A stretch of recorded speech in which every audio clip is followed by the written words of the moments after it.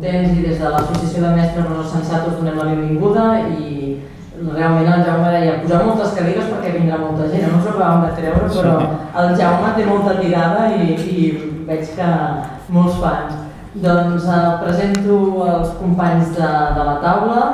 A la meva esquerra hi ha l'Aina Tarabini, que és professora de Sociologia de la Universitat Autònoma de Barcelona. Al seu costat Neus Bonet, que és periodista i degana del Col·legi de Periodistes de Catalunya. I Jaume Carbonell, que no cal que us el presenti, però és també periodista, és exdirector de la revista Cuadernos de Pedagogía i actualment col·labora amb el Diari de l'Educació. Doncs aquesta seria la presentació. Farem una petita intervenció nosaltres quatre en aquest ordre i després obrirem un torn de paraules. Com deia el Juan, molt contents de poder presentar avui aquest llibre que es titula Educació és política, i contents perquè jo també quan el vaig llegir, quan passar aquest estiu, és un llibre que també ha sortit, no sé quan, això ho explicarà el Jaume, quan havia previst de fer-lo o si feia temps que li rondava pel cap, però la veritat és que ha sortit en un moment molt oportú, jo diria, en aquest sentit, perquè després de tots els esdeveniments que estem vivint com a país aquest any passat, aquest any i que continuen i sembla que continuaran, s'ha posat sobre la taula una evidència, i és que des de l'escola s'han de tractar tots els temes que hi ha a la societat, perquè llavors sembla que també aquest tema, aquí hi ha gent amb molta experiència sobre això, tampoc no és una cosa nova. També tenim periodistes a la sala i a vegades ens han trucat molt durant tot aquest any passat, quan els mestres se'ns han posat d'adoctrinament i d'altres coses, com si això fos una novetat. És a dir, que a les escoles no s'hagués parlat mai de política, no s'hagués parlat mai del que passava al món, quan justament la nostra tradició com a país justament ha estat aquesta, ha estat una tradició en la qual l'escola s'ha ocupat dels temes del món, o potser no tant com hagués calgut, però hi ha hagut moltes escoles que justament el que han fet com a responsabilitat que tenim com a mestres és aquesta. Per tant, és un tema que sembla que ara en aquest context que estem vivint sigui molt oportú i sigui una cosa que hagi sorgit en aquest moment, sobretot en la gent potser més jove o la gent que no coneix tant el món de l'escola, però que realment la preocupació de tractar tots aquests temes des de l'escola és infinita. Llavors, nosaltres també des de l'Associació de Mestres Rosa Sensat l'any passat, en aquest moment, quan va haver aquestes acusacions d'adoctrinament, quan es posava en dubte de si a l'escola havia de tractar temes com aquests o no, vam pensar que el tema general de l'escola d'estiu, que vam celebrar aquest juliol passat, justament havíem de reflexionar i havíem de parlar sobre això, en profunditat, perquè a vegades també es parla del tema d'una manera superficial. I llavors vam titular el tema general Educar per comprendre el món de manera crítica, perquè em sembla que aquesta és justament una de les responsabilitats del que volem que sigui l'escola, que volem que sigui una escola democràtica, i una escola democràtica no vol dir només votar en algun moment donat, també com ens passa als adults, sinó que l'escola democràtica vol dir una escola de participació i una escola en la qual la participació vol dir també estar implicats en les decisions, que això és una cosa que potser a vegades costa més de fer. I per tant, en aquesta escola d'estiu es va debatre aquest tema des de molts punts de vista, des del punt de vista més polític. Moltes vegades també vam tenir una intervenció fantàstica que us recomano que pugueu visionar en el web de Rosa Sensat, que és la de Julio Rogero, que a més va tenir molta repercussió i molt d'èxit, que va posar els punts sobre les is sobre aquest tema justament, i es va tractar des del punt de vista de la nova era digital, des del punt de vista de l'economia, des de molts punts de vista. I les conclusions van ser, com no podia ser d'una altra manera, que realment aquesta responsabilitat dels mestres passa per aquí, passa per fer aquesta educació realment democràtica. I això què vol dir també?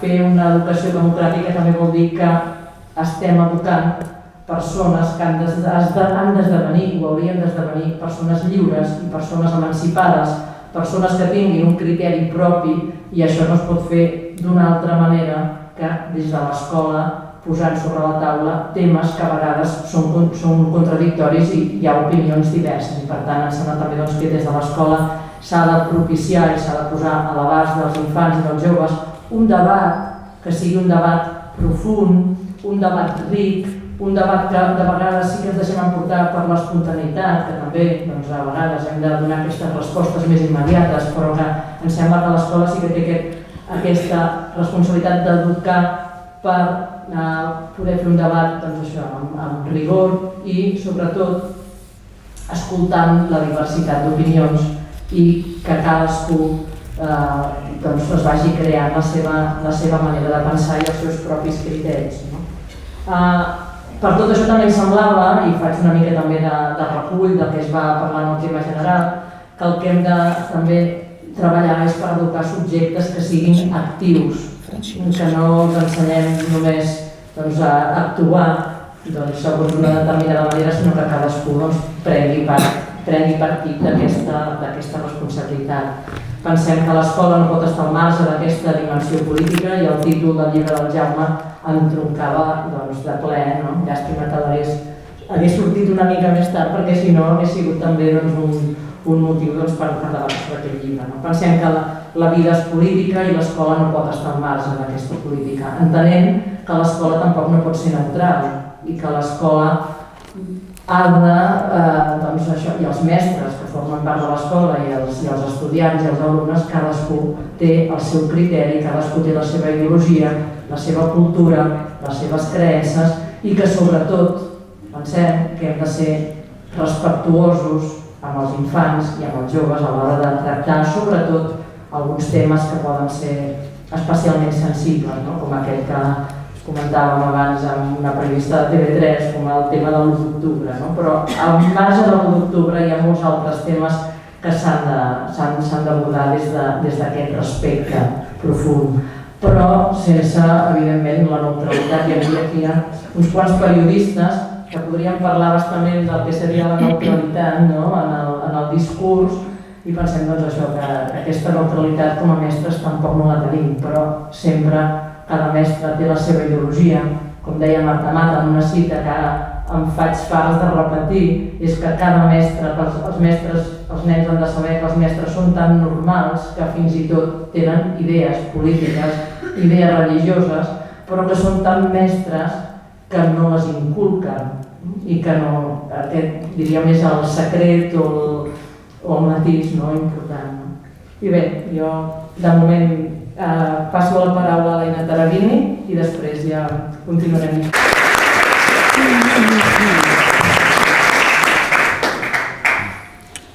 Doncs bona tarda a tothom.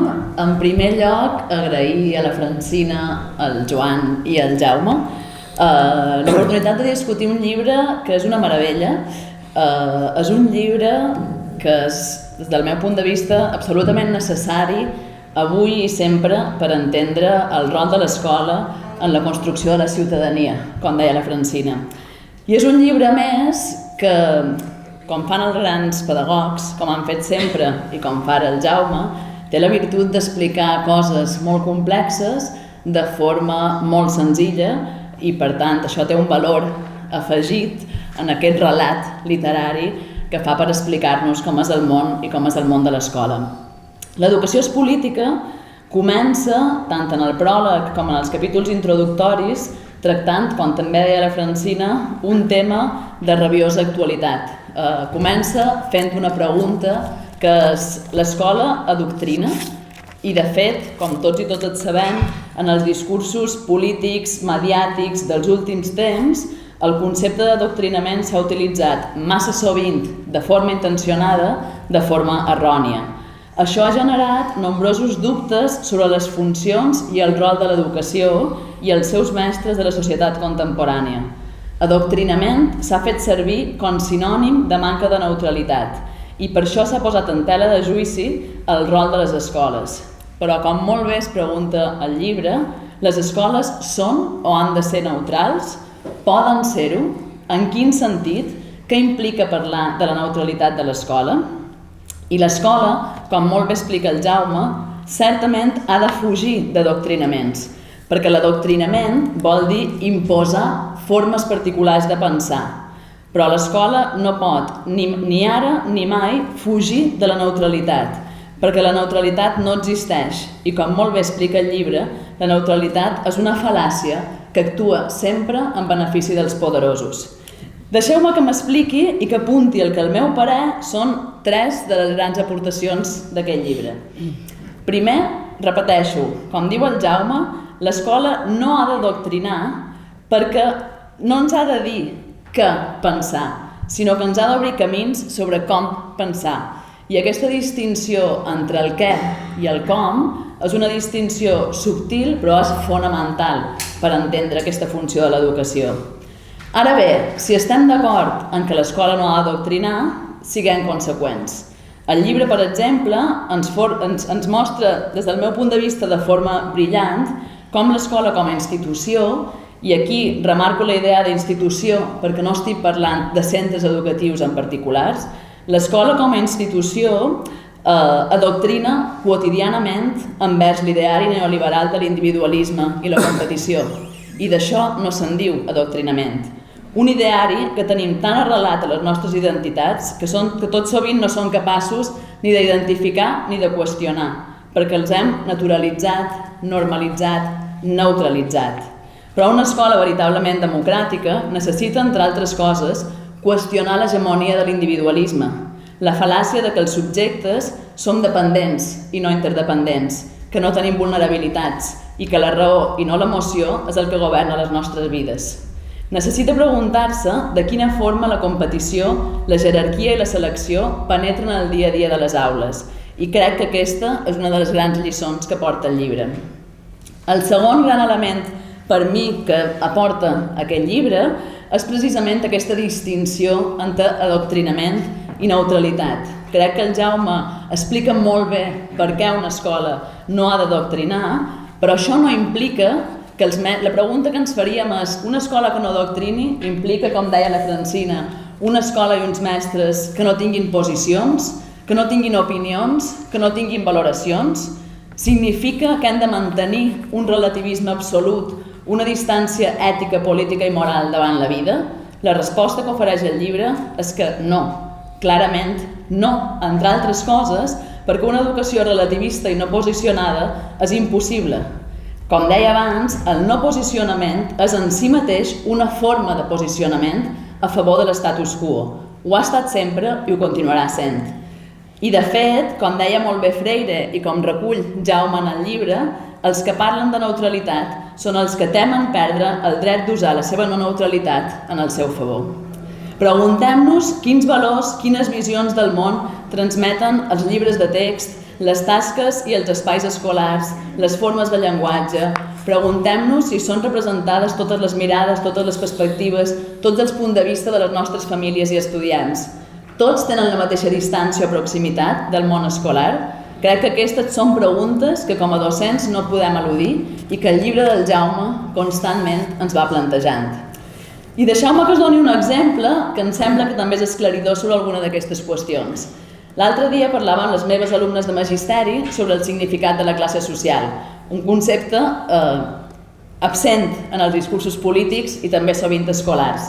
I els hi parlava de què significa la classe social avui en dia. En un moment, un alumne va explicar que la seva mare treballava netejant cases i un altre alumne va dir que la seva mare era directora d'una escola. Jo els hi vaig preguntar, o vaig fer una reflexió en veu alta. D'acord, veieu que són dues feines que tenen un nivell d'estudis diferent, un nivell de salari diferent, unes condicions laborals diferents i un prestigi diferent. I em semblava que era una evidència. I un alumne em va dir, no, depèn, és relatiu. Jo puc treballar de dona de la neteja perquè m'agrada. Aleshores jo li vaig dir sí, i jo podria medir 2 metres i tenir els ulls blaus, però resulta que medeixo bastant menys i tinc els ulls marrons. I aquí hi ha una diferència fonamental entre els fets i les valoracions que el Jaume explica molt bé en el llibre, i em sembla que és fonamental que els mestres tinguem clara aquesta diferència i l'exercim en la nostra pràctica docent. Perquè la diferència de prestigi entre una treballadora de la neteja i una directora d'escola és objectiva, no és relativa. Ens pot semblar bé o malament, just o injust, puc donar diferents explicacions en aquest fet, però el que no puc és confondre el fet en l'opinió. I d'això el llibre en dona múltiples exemples en casos de rabiosa actualitat. L'1 d'octubre, els atentats de Barcelona i Cambrils, o la vergonyosa falta de presència de la història de la Segona República, la Guerra Civil i la dictadura franquista al dia a dia dels nostres centres. I això ens porta a parlar d'un tercer punt, que des del meu punt de vista és fonamental, i amb això acabo, que és la funció docent. Jaume Carbonell explica de forma magistral com la tasca que tenim com a docents, i ho deia també la Francina, és oferir als alumnes condicions per fer-se preguntes i posicionar-se de forma argumentada davant el món. I això implica, des del meu punt de vista, que el primer que cal és que fem una reflexió sobre nosaltres mateixes, sobre els nostres imaginaris i creences com a docents. Implica que les mestres siguem capaces de visibilitzar-nos i construir-nos com a agents polítics, amb tot el que això implica en el dia a dia. Implica reforçar la consciència crítica, el canvi de mirada sobre per què estem aquí i què implica ser mestre.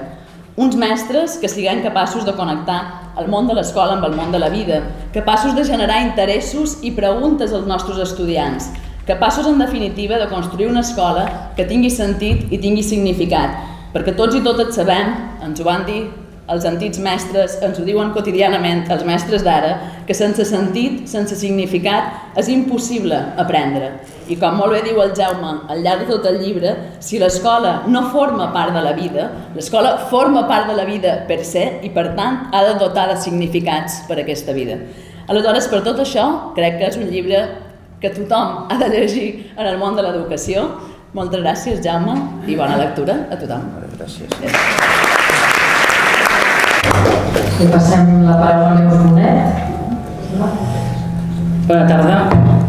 Capítol d'agraïments gràcies a l'editorial L'Octaedro, gràcies a Rosa Sensat i molt especialment al col·legiat Jaume Carbonell per haver-me permès avui ser aquí. Jo no soc docent, ho he estat durant molts anys de la meva vida, ho vaig deixar perquè no m'hi podia dedicar plenament i perquè crec que és una tasca de moltíssima responsabilitat, però sí que estic en una banda, ara ho deies, el món de l'escola de connectar amb el món de la vida. Jo crec que els mitjans de comunicació ens remetem allò de per educar una criatura fa falta tota una tribu, i avui dia els mitjans de comunicació crec que som una eina essencial a l'hora d'ajudar en aquesta educació. No tot se li pot demanar a l'escola i els mitjans impactem i moltíssim tenim una responsabilitat d'educar. És cert que aquesta responsabilitat d'educar és dels mestres, és dels pares, però en general també és de la societat i per tant també dels mitjans de comunicació, i per tant jo crec que en aquest aspecte el periodisme hem de fer molts exercicis que ara no vindrien al cas, però sí d'honestitat, de respondre a la deontologia professional, a l'ètica col·lectiva, que sempre hauria d'haver estat així. Ho dic perquè suposo que després el debat sempre dirà per això el periodisme ho hauria d'exercir sempre, hauria de ser la base, sí. Però avui dia tenim els riscos que després sortiran, perquè el Jaume els expressa molt bé al llibre, de la postveritat o de les falses notícies. A mi no m'agrada tant dir-ne fake news com falses notícies. La fake news per mi s'ha convertit... Teniu un telèfon? Sí. Tenim... Tanqueu-lo. Perdó. Jo el tinc amagat, Tots tenim telèfon. Control. I jo seré molt breu perquè crec que és a qui menys correspon avui el paper en l'àmbit, però sí que jo crec que tenim els mitjans de comunicació una responsabilitat molt gran a l'hora també d'educar socialment. M'agradaria posar 3 exemples que a més també agraeixo a l'exdegà Josep Carles Rius, que m'ha perseguit perquè vingués, igual que en Jaume Carbonell, perquè tenim al davant molts reptes. Però també tenim exemples de coses en les quals jo crec que en aquesta idea de connectar el món de l'escola amb el món de la vida i en el món del no adoctrinament, entès no adoctrinament per mi com a no neutralitat, però sí entès com a pluralitat. que és l'Infocar, que és un gran exercici dels mitjans públics a l'hora d'educar criatures o d'educar adolescents. També la revista que porta l'exdegà Josep Carles Rius, El Perquè, en l'àmbit de l'educació, jo crec que és una eina fonamental. I després deixeu-me dir que des del Col·legi de Periodistes fa 9 anys que tenim un programa que és Premsa a les escoles, on enviem els nostres col·legiats amb més experiència als instituts a fer la pràctica que tu esmentes en el llibre i especialment referida als atemptats que hi va haver l'any passat en aquesta ciutat i a Cambrils, a llegir titulars, a interpretar imatges televisives, a interpretar fragments de ràdio trets de context, si em permeteu dir-ho així, etc, perquè hem de formar ciutadans crítics en allò que consumeixen. I és obvi que el canvi tecnològic ens ha portat a una cursa molt ràpida en els hàbits de consum, especialment entre la gent més jove. Les xarxes socials fa uns anys era Facebook, triomfava, ara va a menys, Twitter també va a menys, triomfen Instagram i altres plataformes. Per tant, això va molt ràpid, canvien els hàbits de consum. Hem d'aprendre, i crec que l'alfabetització mediàtica, és a dir, la dieta mediàtica de la gent a la qual ens volem adreçar, de la nostra gent més jove, la que volem formar, també ha de ser molt crítica. I aquí jo crec que els mitjans hi tenim un paper cabdal, molt especialment els públics, òbviament, perquè d'alguna manera va en el nostre codi ètic, en el nostre llibre d'estil, però també ho hem de fer, l'ètica l'hem d'intentar extendre a d'altres mitjans. Això en parla en Jaume Carbonell, perquè en el llibre ell fa una... Jo crec que l'educació és política, crec que el periodisme és política, el periodisme tampoc és neutral, ningú és neutral, la neutralitat no existeix, no hi ha ningú que no tingui un pensament o tingui una opinió formada, no? És que a vegades em diuen no, és que el periodisme ha de ser neutral, o hi ha determinades opcions que diuen no, és que els mitjans públics han de ser neutrals. Què vol dir ser neutral? És que ningú m'ha dit què vol dir ser neutral, què vol dir no apostar per res, no apostes per res, quan algú ve i fa una pregunta no li contestes i dius no, mira, és que hi ha uns que pensen així, els altres que pensen així. No, tots tenim la nostra construcció, l'educació que hem rebut a casa, la que rebem a través dels mitjans de comunicació, la que rebem òbviament a l'escola, per tant no hi ha res que sigui neutral. I aquí el concepte d'adoctrinament també m'agradaria a mi saber exactament la paraula adoctrinament què vol dir. Que, clar, jo me'n recordo quan jo anava a l'escola, adoctrinament per omissió, sí, doncs a mi a l'escola possiblement m'hauria adoctrinat, jo no vaig conèixer cap dels poetes catalans, a mi em van escolaritzar en castellà en una època molt determinada, jo no vaig tenir accés a la cultura catalana. És això adoctrinament? Bueno, a la millor per omissió, no? Una part d'una certa informació que hi havia, una part d'una cultura que se'n va negar estant aquí. Si m'haguessin escolaritzat en un altre lloc, possiblement seria així. Per tant, la neutralitat no existeix, és obvi que no existeix, és una fal·làcia, tant en periodisme com vosaltres ja ho heu explicat. I jo ho deixaria de moment aquí perquè crec que qui té el protagonisme avui, en Jaume Carbonell, que ha fet un llibre, no? Jo només dir-vos que dit que la neutralitat no existeix, demano i reivindico que el periodisme, sobretot des dels mitjans públics però també dels privats, l'hem d'exercir des de el rigor, la transparència i la qualitat, que crec que són les eines bàsiques per lluitar contra les notícies falses i les seves conseqüències. De mentides n'hi ha hagut sempre, tota la vida, s'ha mentit sempre, i ara això no és cap fenomen nou, s'ha mentit sempre per interessos comercials, per interessos particulars. La mentida forma part no de la nostra societat, de la condició humana, per tant han existit sempre. Fake news per mi és el concepte del que vol destruir una reputació. Parlem per favor de falses notícies, notícies que no existeixen, no? O notícies que s'han construït amb una base absolutament o increïble o errònia. I ho deixaria de moment aquí, si els sembla. Gràcies. La paraula a Jaume Carbonell, l'autor del llibre. Moltes gràcies. Bé, bona tarda. Bé, agraït per la invitació de Mestre Rosa Sensat, la vostra presència, per l'editorial Octaedro, no? I per les persones de la taula. Una cosa que no sé, sobre el meu currículum, he dit que era periodista, tu col·legiada, llicenciat en periodisme no ho ha dit ningú, no? No, ho dic perquè jo no soc llicenciat en periodisme, no tinc estudis. Dic perquè em van donar el carnet de periodista quan portava 10 anys a exercir. No, el que està bé, exerceixes. I per tant no soc ni llicenciat, ni he fet la tesi doctoral, ni tinc cap màster, tinc que dir clar. No, ho dic perquè això va per les xarxes, va posant, no? Perquè la seminària diu, tu, bé, que quedi clar, Tu estàs I col·legiat. autor d'aquest llibre també. No estàs col·legiat. Estic col·legiat, sí. Bé, hi ha una pregunta que no sé si la Francina ja deia, quin ha sigut el motiu, l'origen del llibre, no? Jo l'origen està al mes de setembre, a mi va colpir molt, jo estava a casa, a la tercera casa, quan vaig assabentar dels atemptats, no, de Barcelona.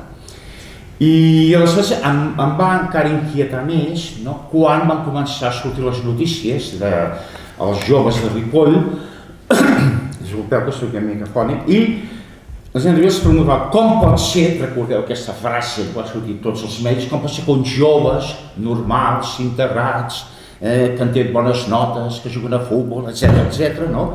Han comès aquests atemptats, que no responien al que era el perfil, no, dels joves terroristes, atemptats de París i d'altres ciutats, etc. Llavors això va sorprendre molt. Com pot ser aquesta estranyesa? També hi havia una carta, que va ser una carta que va circular molt, no?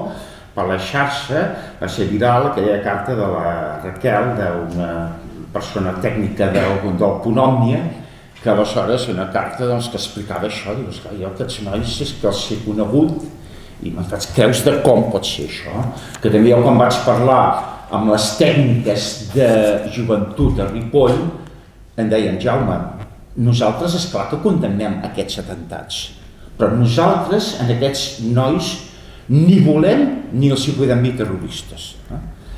Això una mica els situa en un context, no?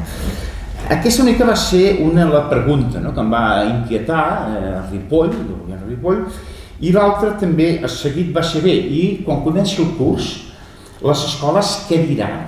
En parlaran d'això? Com ho explicaran? Com ho entomaran, diguéssim, els infants, els joves, no? He de dir, jo tinc la percepció que se'n va parlar poc a les escoles, una percepció, no hi ha cap estudi, jo no el conec, no que digui, mireu, a tantes escoles se n'ha parlat d'aquesta manera o de l'altra, en aquests nivells, no ho sé, tinc una percepció. També és veritat que va passar temps, va passar quasi un mes, també és cert que aleshores tot el procés d'alguna manera també va tapar tot aquest tema, i aleshores bé, però aquesta pregunta a mi em va moure, vaig anar a Ripoll un parell de vegades, vaig parlar amb bastanta gent, i era curiós perquè ells comentaven que Ripoll ha sigut una població pionera amb el tema de segregació escolar. Mai han tingut cap conflicte, diguéssim, cap conflicte, i aleshores, que raro, en un lloc tan tranquil. L'altra pregunta que et fas és, precisament és en un lloc que no hi ha conflicte, que hi ha aquesta pau, on pot actuar un imant, diguéssim, on és menys detectable, diguéssim. És a dir, que a vegades aquesta idea de la pau, aquí no passa res, no això és una massa d'oli, és un engany, diguéssim, és un engany perquè és en allà on pot haver-hi el major conflicte, perquè els llocs que hi ha conflictes i hi ha tensions, si està a sobre ja es detecten, i segurament, una hipòtesi, segurament hauria sigut més difícil que aquest atemptat es hagués donat en altres llocs. Per tant, aquesta idea de la falsa tranquil·litat, etc. L'altra era la idea de, clar, aquests nois estan integrats o estan inclosos, o simplement o volem que estiguin assimilats, i no hi ha conflicte. Per què?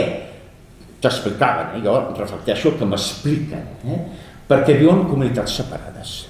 A l'escola van junts, van jugar, però després els vincles i les vides quotidianes i els amors i els reunions van per separat, Van per separat, per tant, també hi ha una dualitat de la pertinença. El que se'n diu mal dit, segones generacions d'immigrants, és que no pertanyen ni al seu país d'origen, Marroc, en aquest cas, ni a Catalunya. Quan van al Marroc, els diuen que són els estrangers catalans, i quan estan aquí, diuen que són marroquins. I després ells deien un exercici que van fer amb una dinàmica en tot d'agents socials i educatius de Ripoll. La pregunta era, quan penseu vosaltres que una persona se sent inclosa o no inclosa? I la resposta majoritària era, quan se sent part d'una col·lectivitat sense ser jutjada. quan no és jutjat. I penso que és una cosa bastant, diguéssim. Per tant, és veritat que tothom parla d'acceptació de la diversitat. Caldria veure si la pregunta és s'accepta o es tolera la diversitat. També caldria veure. Perquè hi ha un llibre molt interessant del Chul Han, aquest pensador coreà, ha tret molts llibrets de pensament, que és molt interessant, no? Que el títol és l'expulsió de lo distinto, que la seva tesi és justament aquesta, no? La tendència a expulsar el diferent i l'assimilació a la uniformitat, a lo igual. I ell ho diu d'aquesta manera: la interconexión digital total y la comunicación total no facilitan el encuentro con otros, más bien sirven para encontrar personas iguales y que piensan igual, haciéndonos pasar de largo ante los desconocidos y quienes son distintos, y se encargan de que nuestro horizonte se vuelva cada vez más estrecho. Però és que és una reflexió interessant, i que en el cas de Ripoll hi ha molts perquès per respondre. I són, bé, ja no parlem a nivell judicial, les ombres de nivell judicial, per exemple, en el sumari hi sortiran, encara són molts més, i no sé si algun dia ho sabrem tot, no? Però també aquest nivell de les causes. I un professor deia, no hi ha elements, no hi ha causa. El que passa és que tenim necessitat de tenir unes explicacions per tranquil·litzar-nos. Hem de fer, hem passat per això, per l'altre, perquè això ens tranquil·litza. I per tant, una mica, a mi el que m'ha interessat de Ripoll, és una mica com a metàfora de la complexitat d'anàlisi d'un cas com el de Ripoll, que dic molt temps, que aquí cal la mirada dels psicòlegs per estudiar els processos de socialització d'infància i adolescència, com canvien, es modifiquen xarxes socials, el paper dels sociòlegs per una mica aquests entorns que són molt canviants, que es van modificant, que són diversos, el paper dels antropòlegs, els filòsofs, la idea una mica d'una anàlisi de cas és creuar moltes mirades i moltes figures, molts professionals. Hi ha una altra idea que començo el llibre a reflexionar una mica, però ara m'agradaria posar sobre el debat, és també que a vegades utilitzem frases, eslògans, que no ens els creiem, i almenys no me'l crec, molta gent s'ho creu. I poso un exemple, el no tinc por. El no tinc por, que vam cridar l'endemà dels atemptats a Barcelona, el no tinc por, un eslògan molt cridat. És una mentida, ens enganyem, quan jo penso que almenys hi ha molta por, quan saps que aquests atemptats van afectar aquestes persones i ferits, però que les previsions, ja ho sabeu, era, un atemptat majúscul, i que això pot passar, i per tant aquesta guerra global que hi ha avui, doncs jo penso que ens fa tenir molta por, no la reconeixem, no la verbalitzem, però ens acompanya, és una por a moltes soledats individuals i col·lectives, i s'agreuja, i això té a veure, s'agreuja davant de certes polítiques o a vegades l'absència de polítiques.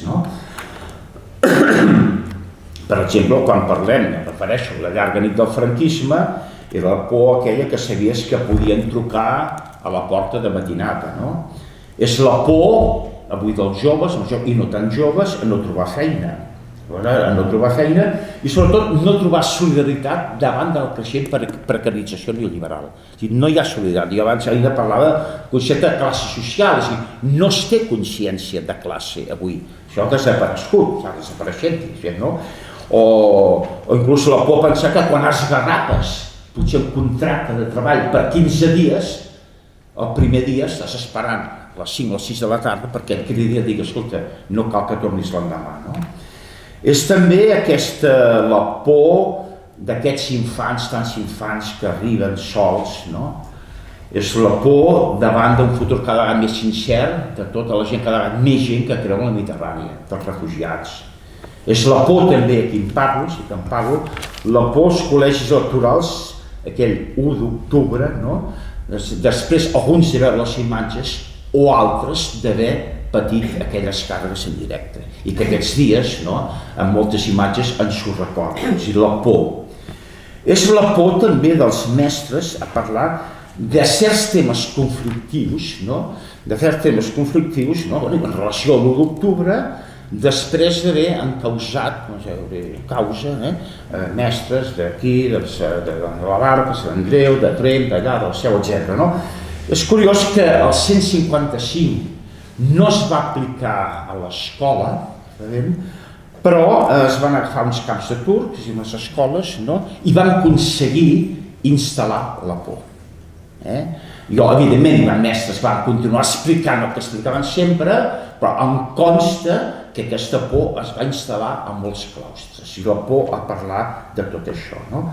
És la por també que dona, moltes vegades, o almenys a mi me la dona, que dona que hi ha gent que tingui les idees tan clares, que es mou sempre en veritats absolutes sense plantejar-se cap mena de dubte i no es fa cap pregunta. També això fa por. I penso que la millor manera de combatre la por és a partir de la pràctica de la llibertat. Llibertat per pensar, per estimar, per saber, per ser, per mirar, per parlar, per escoltar, per obrir nous horitzons, i amb això cal una actitud de coratge, de resistència, d'optimisme, també d'optimisme, això que ara es diu resiliència també, I penso que la llibertat i la democràcia s'aprèn a l'escola exercitant-la des dels més petits. No entraré perquè penso que ho han explicat molt bé, que la política, l'ha explicat molt bé Frinaïna i Neus, la política es cola a l'escola qualsevol espai educatiu per tots costats i no podem quedar massa. I evidentment la realitat es va configurant d'una manera o d'una altra, la qualitat de vida, en funció de la política. De la política, de ciència de política, de polítiques institucionals, de polítiques, diguéssim, de moviments socials, I em sembla que això és important, la política la fan no només els representants escollits, sinó totes les persones que els trien, que els voten, que els critiquen o que s'hi abstenen. Perquè penso que la política es fa al Parlament, es fa a la plaça, es fa al carrer, es fa a qualsevol espai comunitari on es defensen i reivindiquen drets, on es conviu o es forja un projecte col·lectiu. Per tant, jo parlo de la política majúscula, diferencio la política partidista, és a dir, el llibre, el que és política, algú diu, de quins partits parles aquí? No, parlo de la política majúscula, no de partit, que és aquesta política, jo parlo d'Aristòtil, això ve de lluny, que és allò que té a veure amb pensament crític, amb ètica, amb transparència, que aposta per ciutadania democràtica, pel bé comú, pels drets humans, pels drets de la infància, per la llibertat sense cap mena de restriccions, per la justícia social. I per tant, això no insisteixo, no és neutre, no cal doctrinar, això s'ha explicat molt bé, per tant, això no hi entraré. I sí que hi ha una altra pregunta que en el llibre va assegurant, i penso que s'hauria d'ampliar amb altres recerques, amb altra gent, que és la pregunta que és si a l'infància i a l'adolescència, a l'alumnat, li interessa la política, és a dir, li interessa que li parlem de política, Jo no ho sé, vull dir que no tinc dades, jo almenys no conec estudis que s'hagin fet sobre això, Suposo que depèn molt de quina política parlem, partidista, institucional, venen a la política, que avorreix més o menys, com passa a les persones adultes, també, Depèn també si la política amplia aquest focus d'atenció, com per exemple jo he vist a les escoles, he vist murals el 8 de març, penso que a alguns instituts hi ha hagut una molt bona resposta, per exemple, jo he vist treballs, projectes dels refugiats, vull dir que quan s'enfoca refugiat penso que també hi ha una sensibilitat per rebre, per parlar d'aquestes notícies, medi ambient, també l'1 d'octubre, a més l'octubre, l'1 i el 3 d'octubre són dies molt especials, políticament, penso que encara no s'ha analitzat, a banda del tema independentista, penso que no s'ha analitzat encara prou políticament la rellevància que té entre l'1 i el 3 d'octubre, I clar, i la pregunta és, com podia deixar de parlar-se a les aules de l'1 d'octubre quan quan molts d'aquests alumnes, els pares, avis, àvies, van ser colpejats i la seva escola va ser parcialment destrossada. Com es pot deixar de parlar d'això, no? Ara, és evident que també és veure com els alumnes expressen aquest interès o aquest desig. A vegades és verbal, a partir de converses, a partir de preguntes directes, a través d'emocions que ho exterioritzen dibuixant, pintant. Sí que hi ha estudis, per exemple, de l'impacte que va tenir l'atemptat de les Torres Bessones, sí que van fer estudis de com els alumnes, a través del joc simbòlic que representaven, feien construccions de gratacels i avions, en fi, que hi va haver un estudi molt interessant. També podem veure els grafitis, les pintades. Jo a l'Institut de Sota Casa hi havia una pintada que deia això, que també diu: la democracia no se basa en la permanencia de las leyes, sino en la capacidad del pueblo para cambiarlas. És evident que aquests joves, un jove, està pensant que alguna cosa havia de canviar d'alguna manera. O, per exemple, també l'anècdota que m'explicava una mare que està aquí a la sala, m'explicava que el seu fill de primer de primària, bé, al seu pati de l'escola, cada grup fa la seva cabana, i en aquell moment està fent la cabana i diu: bueno, quina cabana, com va la cabana? I diu: bueno, la cabana què? Diu: la cabana ara és un parlament. La cabana és un parlament. I què hi feu en aquest parlament? Diu: prenem decisions. Bé, no? I al cap d'uns dies, i ara la cabana continua, diu: no, ara la cabana és una presó. La cabana és una presó, no? Per afortunadament es veu que la presó va desaparèixer aviat, per sort, si tant de bo també els presoners els deixin aviat. Però bé, vull dir que s'expressa de moltes maneres. Jo no parlaré més del doctrinament, perquè abans de tot això ja s'ha parlat molt, però sí que remarcar aquesta idea que és clau, que l'important no és el què pensar, sinó com pensar. La funció de l'escola és bàsicament un espai de conversa que ajuda a reflexionar, a pensar, a comentar, a contrastar punts de vista diferents, diguéssim. A mi em sembla que aquesta és la idea bàsica.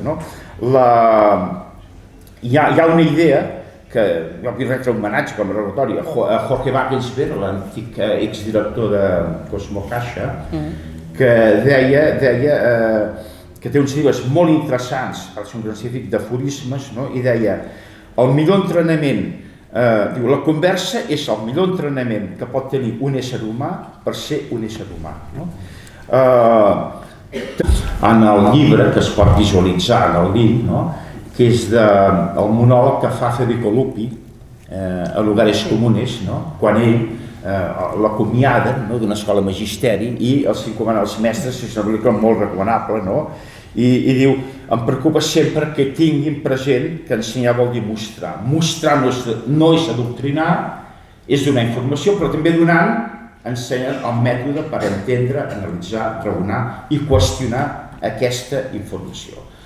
I penso que una diferència bàsica entre el que seria una escola tradicional, innovadora, moderna, i una escola compromesa, renovadora, crítica, transformadora, és que la primera busca, només prepara els alumnes per donar les respostes, i a vegades la resposta única.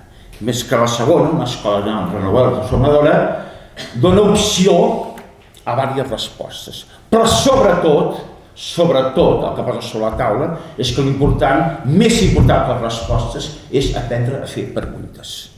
I a mi em sembla que aquesta, és a dir, la idea d'una escola que pregunta, una escola que raona, que conversa, que analitza críticament, a mi em sembla que aquesta és la idea, contrastar punts de vista. Això és activar el pensament crític. Hannah Arendt ho diu molt bé en un dels seus textos, diu: com més punts de vista tingui presents quan estigui valorant un assumpte determinat i com més bé em pugui imaginar com sentiria i pensaria si fos al lloc d'altres, més forta serà la meva capacitat de pensament representatiu i més vàlides seran les meves conclusions, la meva opinió. Penso que és un exemple important. I amb això, i vaig acabant, penso que té molt valor que cal equilibrar el raonament amb l'emoció. La pedagogia, aquí hi ha molts pedagogs i professors de tots nivells, que ens coneixem de fa anys, no? Saben que això de la pedagogia fugien per modes, no? En 70, 80, si féssim allò, les modes pedagògiques, no? És curiós que fa anys i dècades tothom parlava de raó, el cap, ningú parlava d'emocions ni de sentiments, això quedava apartat, no? En canvi avui jo veig que hi ha hagut com un moviment pendulat, tothom parla d'emocions, hi ha programes d'entrenament, hi ha receptes màgiques, no? I jo diria que el que caldria potser és equilibrar, compensar una mica, que és evident que no hi ha coneixement sense emoció, però també a vegades jo penso que les emocions, les passions dificulten també un raonament objectiu, rigorós, etc. de la realitat, no? I última pregunta, on som i cap on anem? Pregunta complicada, quan a vegades no sabem ni d'on venim. No sabem d'on venim cada vegada menys, perquè clar, amb això la memòria històrica ens han segrestat, us deia, és que no ens has explicat, és curiós, no? Veure com molts hem hagut de fer una segona educació de recuperació de quina història, no? De quina història, i dic història de moltes coses, hem hagut de recuperar.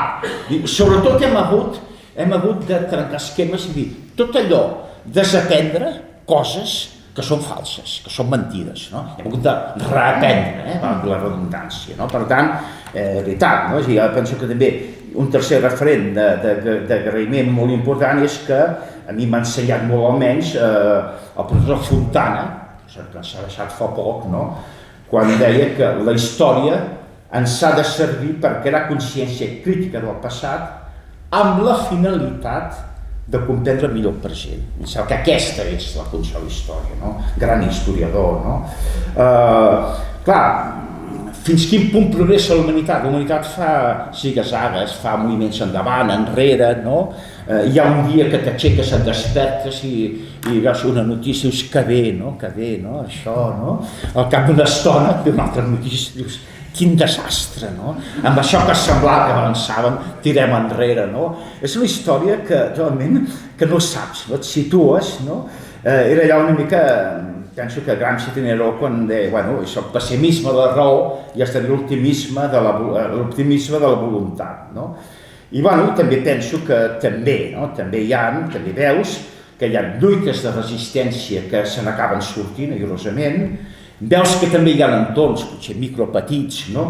Que es van transformant, i penso que també hi ha escoles, i això cal reconèixer, i aquí hi ha molts mestres, molts exemples, bons exemples, mestres que amb molta dignitat i saviesa col·lectiva estan contribuint no a formar persones per adaptar-les en aquest món, sinó formant persones per ajudar-les a crear un nou món. I a mi sembla que aquest és el repte. És el repte perquè puguem viure, com deia Rosa Luxemburg, no puguem viure en un món on siguem socialment iguals, humanament diferents i totalment lliures. Gràcies.